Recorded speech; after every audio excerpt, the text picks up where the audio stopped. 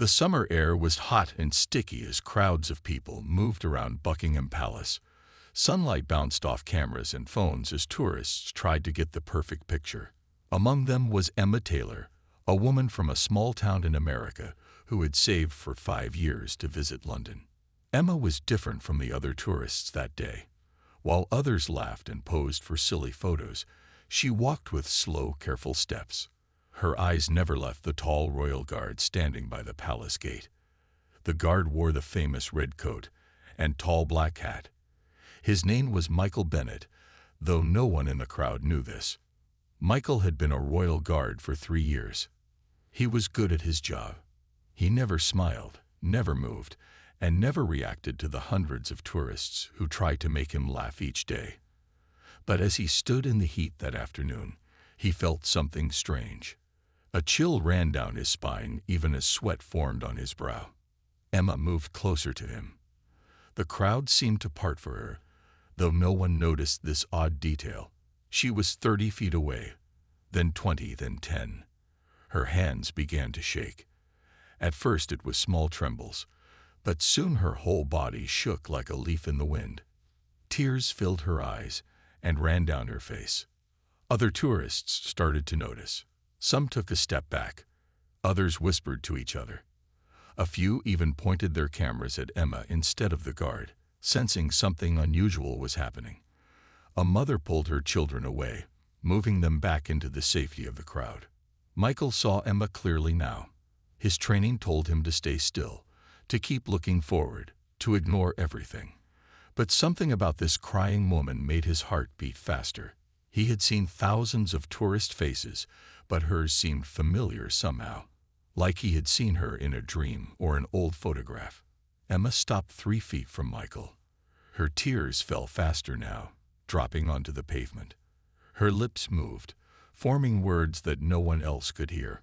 But Michael heard them clearly, as if she had shouted. "They are coming back," Emma whispered. "The ones who lived in the walls. They know what you did in the East Wing. They have been waiting for 70 years. Michael felt his face grow pale. The East Wing incident had happened just 2 months ago. No one outside the palace knew about it. The royal family had made sure of that. And the other thing she mentioned, about the walls, was something from his childhood nightmares, something he had never told anyone. Emma reached into her pocket and pulled out a small yellowed piece of paper. She held it out with shaking hands. Against all his training and against direct orders, Michael looked down at it. On the paper was a drawing of the palace, but not as it looked today. It showed the palace as it had been many decades ago, with details that had been changed long before Michael was born. In the corner of the drawing was a date, June 17, 1953, the day of Queen Elizabeth II's coronation. And below that, in handwriting that looked strangely like Michael's own, were the words, "They will send a messenger when it is time to pay our debt." At that moment, Emma collapsed. Her body crumpled to the ground as tourists gasped and backed away. Michael broke his stance and knelt beside her, all thoughts of duty forgotten. As palace security rushed forward, Emma's eyes fluttered open for just a moment. They were no longer filled with tears. Instead, they seemed to glow with a strange light. "The walls remember," she whispered.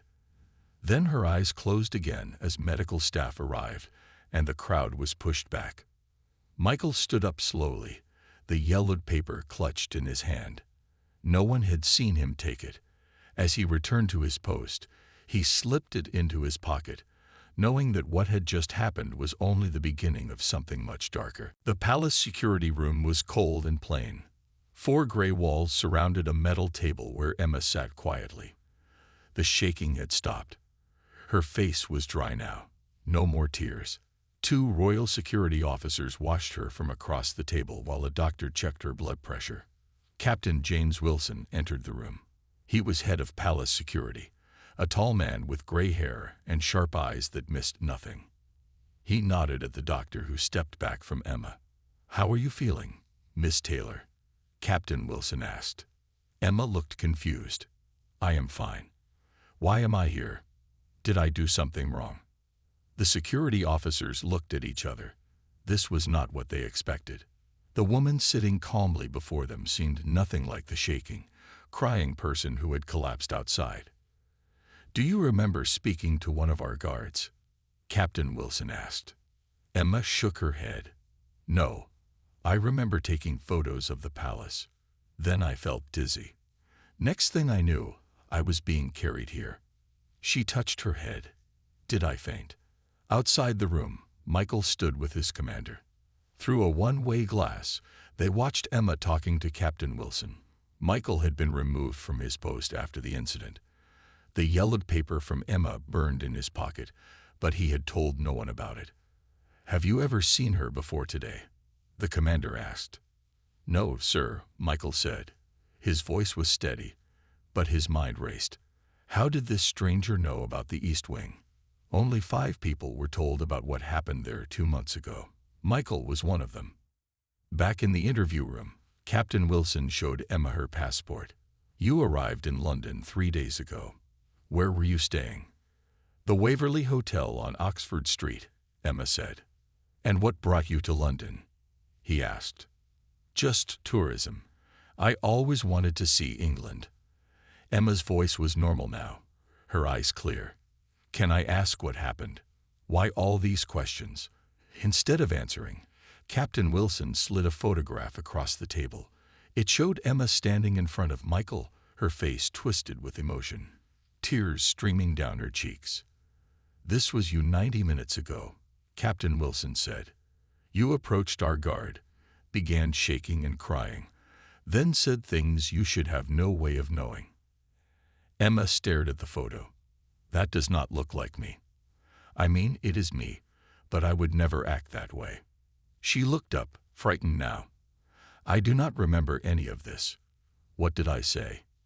In a small office nearby, the palace historian, Dr. Sarah Hughes, was searching through old files. Captain Wilson had called her with strange questions about the East Wing and the palace walls. As an expert on palace history, she knew every story and scandal from the past 200 years. Dr. Hughes pulled out a dusty folder marked 1953 and opened it. Inside were security reports from Queen Elizabeth's coronation year. She flipped through them until a name caught her eye.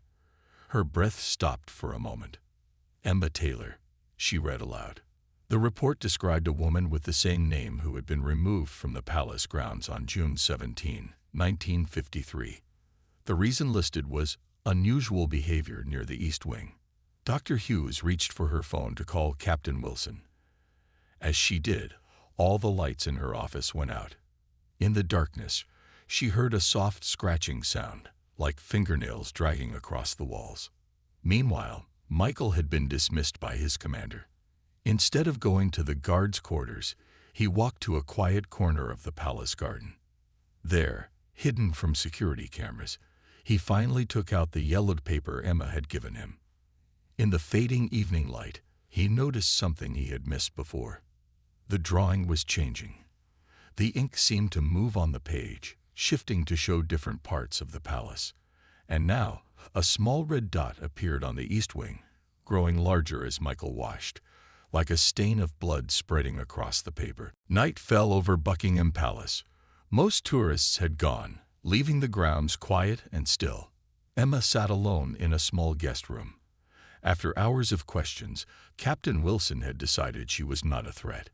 Still, he wanted her to stay overnight for more talks in the morning. Emma looked out the window at the dark palace gardens. She felt strange, like she was missing time. The photo they showed her was scary. That crying woman with her face did not seem like her at all. She tried to remember what happened, but found only a blank space in her mind. Down the hall, in his private office, Captain Wilson stared at his computer screen. Emma Taylor had checked into the Waverley Hotel 3 days ago. Her passport was real. Her story seemed true. But something was very wrong. On his desk sat a report about the East Wing incident. 2 months ago, a palace worker had found a hidden door that no one knew about. Behind it was a small room with writing all over the walls. The writing told secrets about the royal family that no one outside should know. After the discovery, strange things began to happen. Workers heard voices in empty rooms. Objects moved without anyone touching them. Then the writing on the walls changed overnight, warning about a visitor who would come soon. The palace had kept it all secret. Now this tourist had shown up, mentioning the East Wing when she should have no way of knowing about it. Captain Wilson picked up his phone and called Dr. Hughes. When she did not answer, he sent 2 security guards to check on her. In her dark office, Dr. Hughes sat very still. The scratching sound in the walls had stopped. She wanted to turn on her flashlight, but was afraid of what she might see. The temperature in the room had dropped so much she could see her breath. "Hello," she whispered. "Is someone there?" A soft voice answered from the darkness. "We have always been here." Dr. Hughes reached slowly for her desk drawer. Inside was a small camera. If something was in her office, she needed proof. Her fingers touched the cold metal of the drawer handle. Before she could open it, the lights came back on. The room was empty. On her desk, the folder from 1953 was open to a new page she had not seen before. It showed a photograph of a woman who looked exactly like Emma Taylor, standing in the same spot where today's incident had happened. The date on the photo was June 17, 1953. At that moment, the security guards knocked on her door. Meanwhile, Michael sat in his small room in the guards' quarters. He could not sleep. The paper Emma had given him was now locked in his desk drawer. After seeing the ink move and change, he had panicked and hidden it away. Michael turned on his lamp and opened the drawer. The paper was gone. His heart began to race. He was sure he had put it there. He searched his entire room, but found nothing. As he turned to check under his bed, he froze. There on the wall above his bed was a drawing. The same drawing that had been on the paper, now somehow painted on his wall. The red dot on the East Wing was bigger now, and from it, thin red lines spread out like cracks across the palace. As Michael stared at the wall, his phone rang. It was his friend Thomas, another guard who was on night duty. "Michael," Thomas said, his voice shaking, "you need to come to the East Wing now. That tourist woman, the one who collapsed today, she is here. But she did not leave her room. The cameras show she is still sleeping there. Michael, I am looking at her right now, but she is also on the security camera in her room. There are 2 of her." Michael looked back at his wall. The drawing was changing again.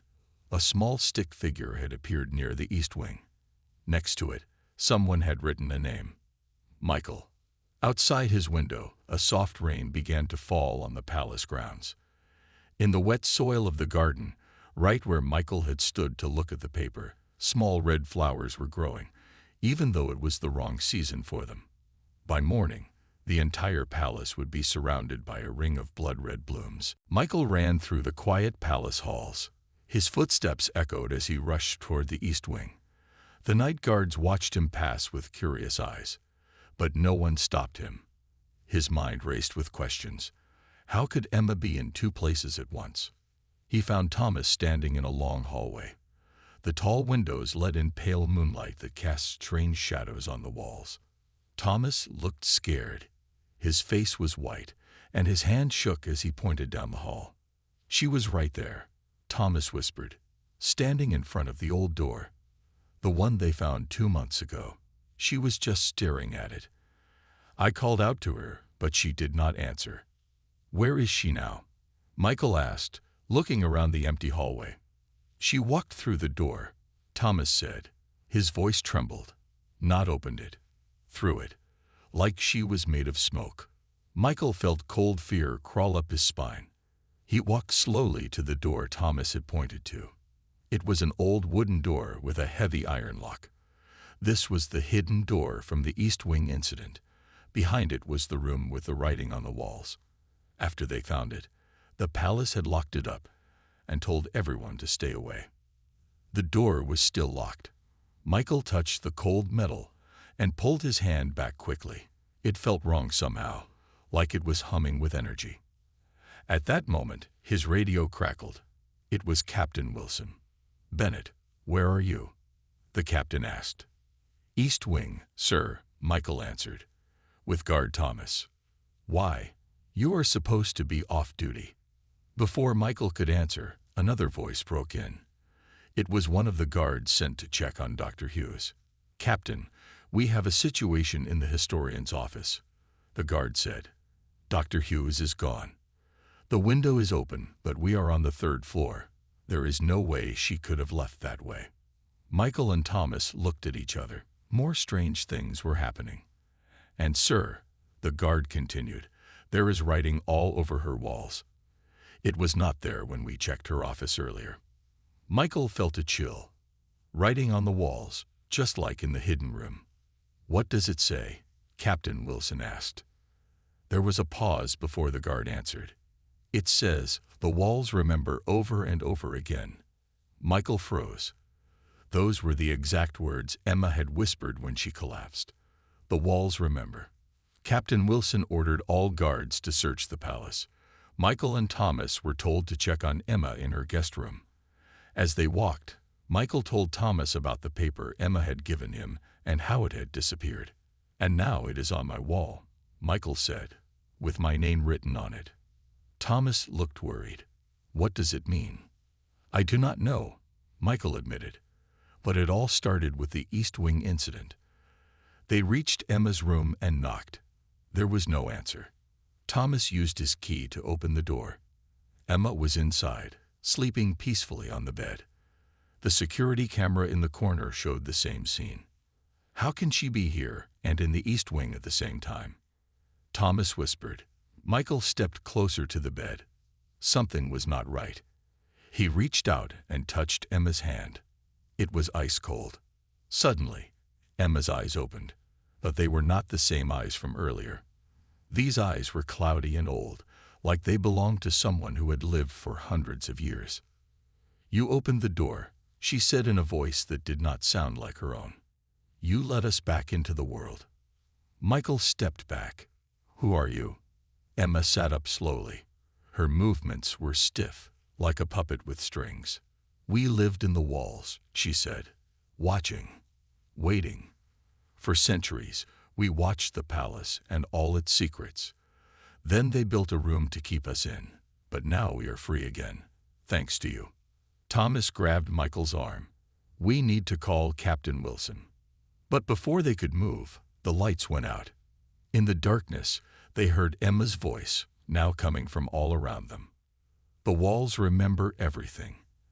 And now everyone will know the palace secrets. Captain Wilson stood in the palace control room surrounded by screens showing security camera feeds. The night had turned into chaos. Guards reported strange sightings all over the palace. The most disturbing reports came from the oldest parts of the building. Sir, we found Dr. Hughes, a guard reported over the radio. She was in the palace library, looking through old books. She says she does not remember how she got there. On one screen, Captain Wilson could see Michael and Thomas running down a hallway.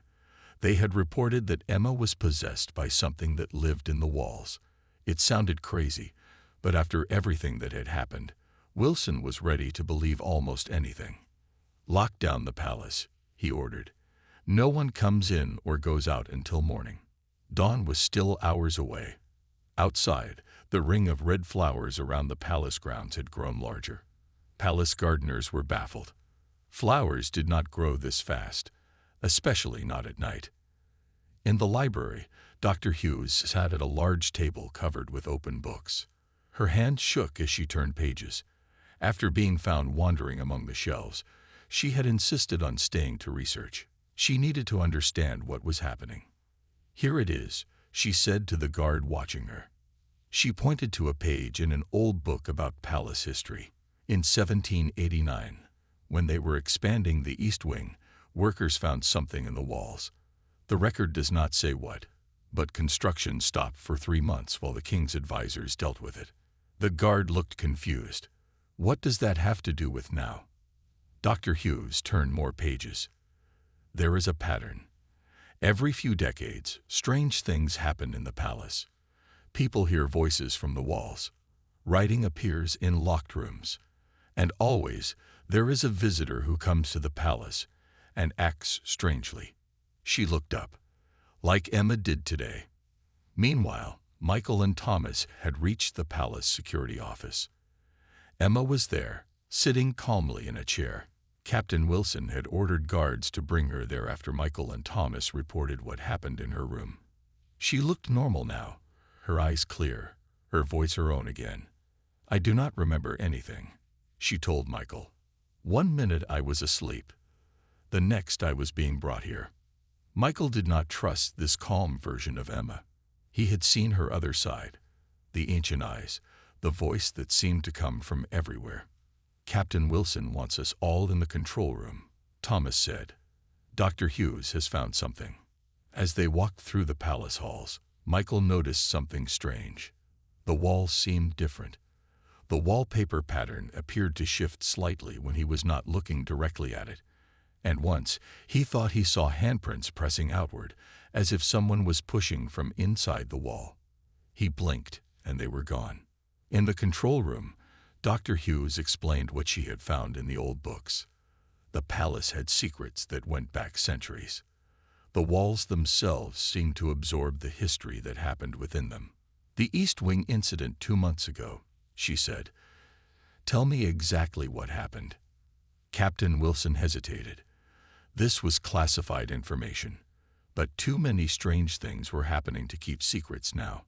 "A worker found a hidden door that was not on any palace plans," he said. Behind it was a small room. The walls were covered with writing. Secrets about the royal family. Things no one should know. He paused. Things that happened behind closed doors. "And what did you do?" Dr. Hughes asked. "We read some of it, took photos, then sealed the room again. But the next day, when we went back, the writing had changed. Now it was about us, the people who had entered the room. It knew things about us that no one could know." Dr. Hughes nodded. "You woke them up," she said. "The watchers in the walls. They have been here since the palace was built, recording everything they see and hear. And now they want everyone to know the secrets they have kept." Emma, who had been quiet, suddenly spoke. "The walls remember." Her voice was her own, but her words sent chills through the room. "That is what I said when I collapsed, is it not? I do not know why I said it, but it feels important." The lights in the control room flickered. On all the security screens, the same message began to appear, written across walls all over the palace. "The truth YLB2LD." Morning light crept slowly through the palace windows. The long night had finally ended, but the strange events had not stopped. Workers arriving for their morning shifts were turned away at the gates. The official story was a security drill, but rumors spread quickly through London. Inside the palace, Captain Wilson had moved everyone to the large conference room. Security guards, Dr. Hughes, Michael, Thomas, and Emma all sat around a long table covered with books, reports, and photos. They had spent the night trying to understand what was happening and how to stop it. "The writing is now on walls in 30 different rooms," a guard reported. "Always the same message. The truth will be told." Captain Wilson looked tired. He had called his superiors, but no one believed his story about entities living in the walls. They thought he was overreacting to a security breach. Dr. Hughes spread old maps of the palace on the table.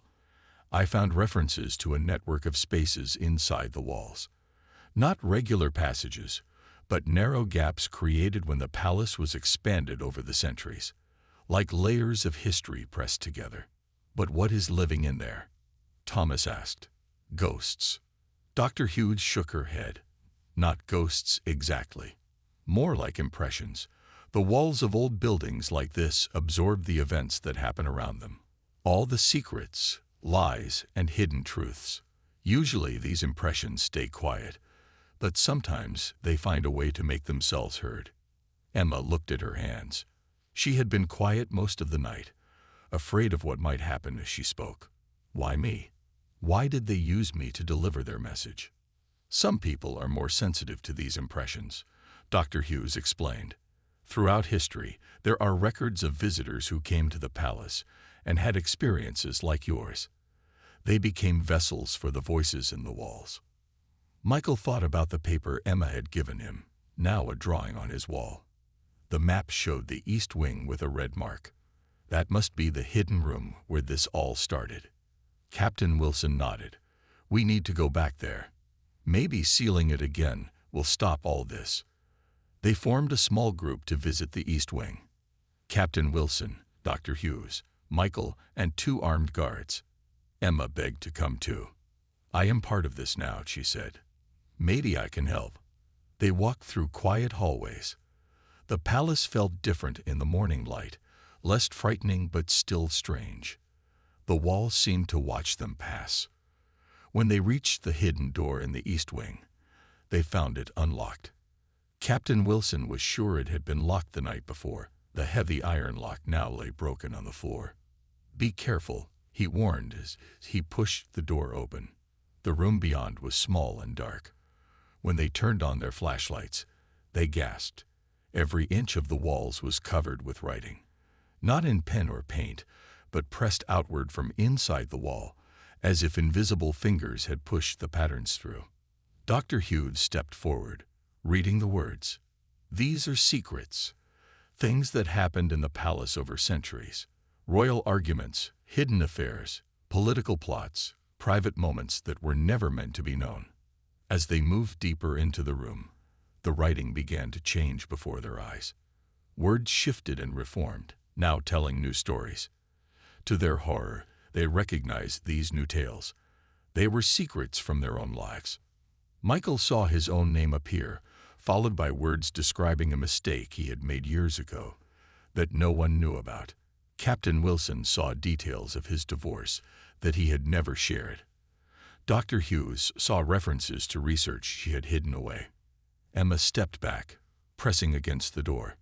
It knows everything about all of you, she whispered. Suddenly, the walls began to pulse. The writing seemed to flow like water, moving and changing faster. The air grew cold. A voice that seemed to come from all around them spoke. We have watched for centuries. We have seen the lies, the secrets, the hidden truths. We have been patient, but you disturbed our rest. Now it is time for the world to know. Captain Wilson raised his radio to call for help, but it was dead. The flashlights flickered and went out. In the darkness, they felt the walls moving, pressing in around them. What do you want? Michael shouted into the darkness. The answer came as a whisper that brushed against their ears like cold breath. Justice. The door behind them slammed shut. They were trapped in the room with whatever lived in the walls. Outside, throughout the palace, every television, computer, and phone screen came to life, showing the same message. The PLAC Royal QONFESS. Panic spread through London as news reports showed the strange red flowers growing around Buckingham Palace. Tourist photos of the royal guards began appearing online, all showing the same odd detail. In the background of every picture, faces seemed to be pressing through the palace walls, watching.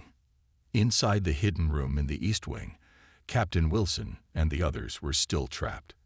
Hours had passed. Their flashlights worked again, but the door remained sealed shut no matter how hard they pushed. Why did it say justice?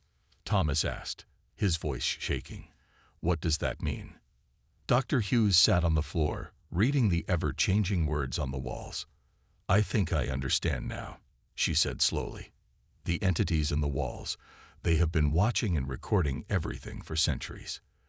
All the palace secrets, but they were contained, kept quiet behind these walls. Until we found this room 2 months ago, Captain Wilson added. We disturbed them. Exactly, Dr. Hughes nodded. And now they want the truth to be known. They want justice for all the lies and secrets they have witnessed. Emma, who had been silent for a long time, suddenly walked to the center of the room. Her eyes had that ancient look again, cloudy and old. They are using her, Michael whispered. Emma spoke, but her voice had changed again. It echoed as if many people were speaking through her at once. We were once like you, the voice said. Alive, human, But we saw things we should not have seen. Palace secrets, royal lies. We were silenced, hidden away. Our bodies buried within these very walls. Captain Wilson stepped forward. What do you mean? Who are you? We were servants, guards, workers. Over centuries, those who learned too much were dealt with quietly. Our bodies sealed up in the walls during renovations. Dozens of us, our bones still here, pressed into the palace itself. A chill went through the room. Dr. Hughes gasped. There are stories about bodies found during palace repairs. I always thought they were myths. Not myths, Emma said, her voice still not her own. We became one with the walls, watching, remembering, growing stronger with each new secret we absorbed. What do you want from us? Michael asked. Emma's cloudy eyes turned to him. You opened our prison when you found this room. Now we want our stories told. The truth about how we died. The secrets we were killed to protect. Then we can rest. And if we refuse? Captain Wilson asked. The walls began to pulse again. Dust fell from the ceiling. Then we will tell all the secrets we know. Every hidden truth about the palace and those who live here, past and present. The world will know everything. Outside the room, in the palace control center, screens showed news reports about the crisis. The red flowers had spread beyond the palace grounds, now growing through cracks in the pavement all across London. People reported hearing whispers from their walls. The whole city was being affected.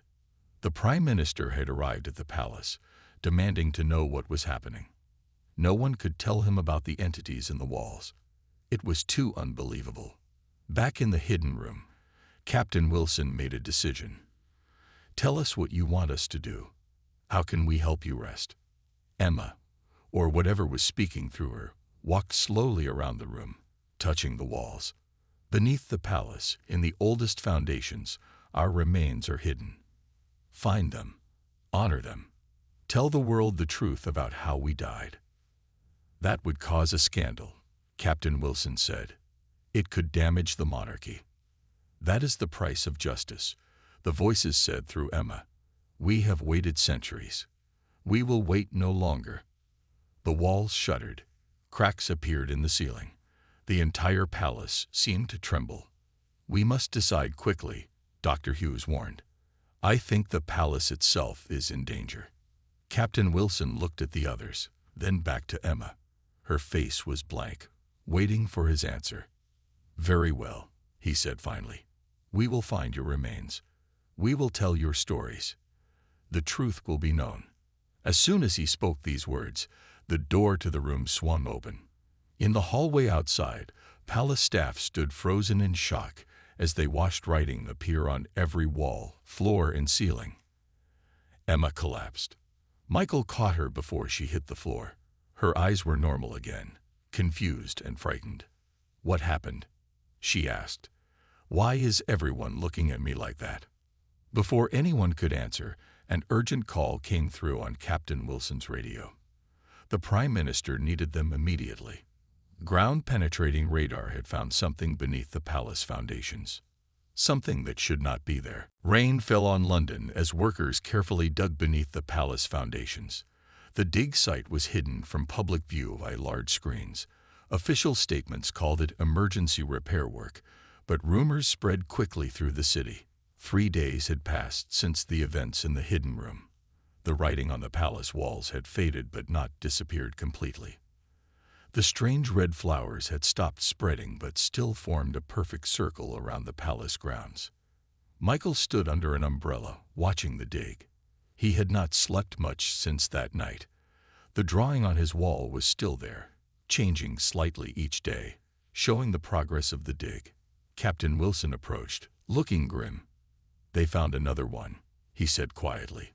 That makes 17 so far. The bodies had been exactly where the voices said they would be. Buried in the oldest parts of the foundation, the remains of palace workers from different time periods. Each one had been walled up or buried during renovations over the centuries. Dr. Hughes had been working day and night to identify them, using old palace records.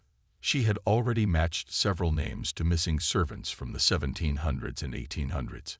"The press is getting suspicious," Captain Wilson said. "We cannot keep this quiet much longer." "The voices said we had to tell the truth," Michael reminded him. That was the deal. Emma had been kept in a comfortable room in the palace. She was still experiencing episodes where the voices spoke through her, but they were becoming less frequent. During her normal periods, she helped Dr. Hughes with research, feeling it was her duty to see this through. Inside a large tent at the dig site, Dr. Hughes carefully brushed dirt from a skull. "This one is old," she told Emma, who sat nearby taking notes. "Probably 16th century based on the location and surrounding artifacts." "Why would the palace kill its own workers?" Emma asked. "They knew things they should not have known," Dr. Hughes explained.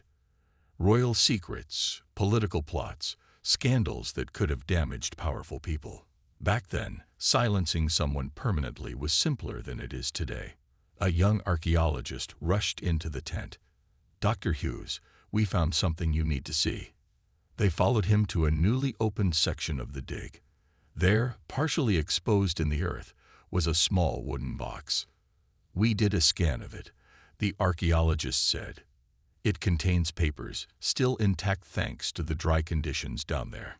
Dr. Hughes carefully lifted the box. "This might be their proof," she said. "Records kept by the victims before they were silenced." That evening, the Prime Minister called an emergency meeting. Captain Wilson, Dr. Hughes, Michael, and Emma were all there. On the table between them lay the contents of the wooden box. Papers, letters, and a small leather journal, all containing detailed accounts of palace secrets from centuries past. "These confirm everything," Dr. Hughes said. "The voices were telling the truth. These people were killed to protect secrets." The Prime Minister looked troubled. "If this becomes public, the scandal will be enormous." "It has to become public," Emma said firmly. "That was the promise made in the hidden room. Tell the truth so they can rest." "She is right," Captain Wilson agreed. "Strange things are still happening in the palace. The writing, the whispers. It will not stop until we fulfill our promise." After hours of debate, a decision was reached. The palace would hold a press conference the next day. They would reveal the discovery of the remains, frame it as an archaeological find of historical importance, and gradually release the full truth about how these people died. That night, Michael returned to his room. The drawing on his wall had changed again. The red mark on the east wing was fading. The stick figure with his name was gone. It seemed the voices approved of the decision. As he prepared for bed, his phone rang. It was Thomas, still on guard duty. "Michael, you need to come to the east wing," Thomas said urgently. "The hidden room. Something is happening." When Michael arrived, he found Captain Wilson, Dr. Hughes, and several guards already there. The door to the hidden room stood open. Inside, the walls were changing. The writing was disappearing, being replaced by faces. Dozens of faces pressed outward from the walls, as if trying to break through. "The victims," Dr. Hughes whispered. "They are showing themselves." Emma arrived last, out of breath from running. As soon as she entered the room, all the faces turned to look at her. "They are ready," she said, her voice once again carrying the echo of many. "Tomorrow, when you tell the world about us, we will finally be free." The faces in the walls seemed to nod in agreement. Then, one by one, they began to smile. The press conference was held in the palace gardens, surrounded by the ring of red flowers that had become famous across the world. News cameras from every major network pointed at the podium where the palace historian would speak. Behind her stood large covered displays, waiting to be revealed. Michael watched from the side, standing near Captain Wilson. He felt strangely calm after the chaos of the past week. Emma stood nearby, looking normal and peaceful for the first time since her collapse. The voices had not spoken through her since last night. Dr. Hughes approached the podium. Camera flashes lit up her face as she began to speak. "Ladies and gentlemen, thank you for coming. Today, Buckingham Palace is revealing an important historical discovery. During routine foundation work, we uncovered human remains dating from the 16th to the 19th centuries. Gasps and murmurs spread through the crowd of reporters. Dr. Hughes continued, explaining how the bodies had been found and identified through palace records. She revealed the box of documents that proved these people had been silenced to protect palace secrets. These individuals were victims of a darker time in our history, she said carefully, when powerful people could make those who threatened them simply disappear. Today, we honor their memory by telling their stories. She unveiled the displays.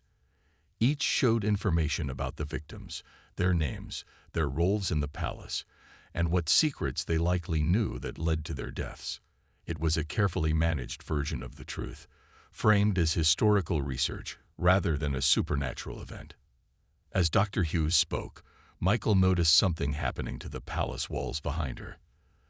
The stones seemed to ripple, like water disturbed by a breeze. No one else appeared to see it. Emma stepped closer to him. "They are watching," she whispered. "They are pleased." The press conference continued for an hour. Dr. Hughes answered questions, revealed the planned memorial for the victims, and announced that a full report would be published for historical record. As the event ended, a strange wind blew through the garden. The red flowers that had surrounded the palace for days suddenly began to wilt and fade, their petals falling to the ground like drops of blood. Within minutes, they were gone completely. That night, the palace was quiet. The writing had disappeared from the walls. The whispers had stopped. In the hidden room in the East Wing, the faces were gone, leaving only smooth walls behind. Michael sat with Emma, Captain Wilson, and Dr. Hughes in a small office, sharing a meal before Emma would leave the palace. She had been cleared to return home the next day. "Do you think it is really over?" Thomas asked as he joined them. Dr. Hughes nodded. The entities in the walls wanted justice. They wanted their stories told. "We have done that. I believe they can rest now." "What about the palace?" Captain Wilson asked. "Will things go back to normal?" "I think so," Dr. Hughes said. "But the palace will never be quite the same. It will always carry the memory of what happened here." Emma had been quiet, eating her food slowly. "I still do not remember most of what happened," she said. "It feels like parts of the last week are missing from my mind." "That might be for the best," Michael told her gently. "Some experiences are too strange to carry with us." After dinner, Michael walked Emma back to her guest room.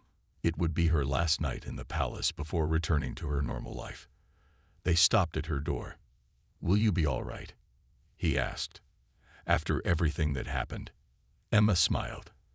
"I think so. It was frightening, but also amazing in a way. How many people can say they helped set century-old ghosts free?" Michael returned her smile. "Not many. You were brave." "Will you be all right?" she asked. "You have to stay here, surrounded by these walls that remember everything." Michael thought about it. "I think the walls will be quieter now." They told their stories. They found their justice. As Emma went into her room, Michael felt a strange sense of peace. The chaos was over. The secrets had been told. The palace could heal. The next morning, Emma left Buckingham Palace. Tourists were once again gathered outside, taking photos of the royal guards. Michael had returned to his post, standing tall and still in his red coat and black hat. As Emma walked past him toward the exit, their eyes met briefly. She smiled and nodded slightly. He remained perfectly still, as his training required, but he felt a connection with her that would never fade. 1 week later, a small memorial garden was opened on the palace grounds, dedicated to those who had been silenced centuries ago. Stone markers bore their names, giving them the recognition they had been denied in life. The strange events at Buckingham Palace became a famous story, though few knew the full truth. Most believed it was simply an archaeological discovery that had been turned into something more dramatic by the media. Only a handful of people knew what had really happened, about the entities in the walls, about the voices that spoke through Emma, about the secret room where faces had appeared, seeking justice. Michael sometimes stood guard near the new memorial garden. At night, when the tourists were gone, he would look at the palace walls and remember. The walls still held their secrets, but they no longer needed to share them. They had been heard. They had found peace. And on quiet nights, if he listened very carefully, he could sometimes hear a soft whisper from within the ancient stones. Not a cry for help or a demand for justice, but a simple thank you. The palace walls still remembered, but now they also forgave.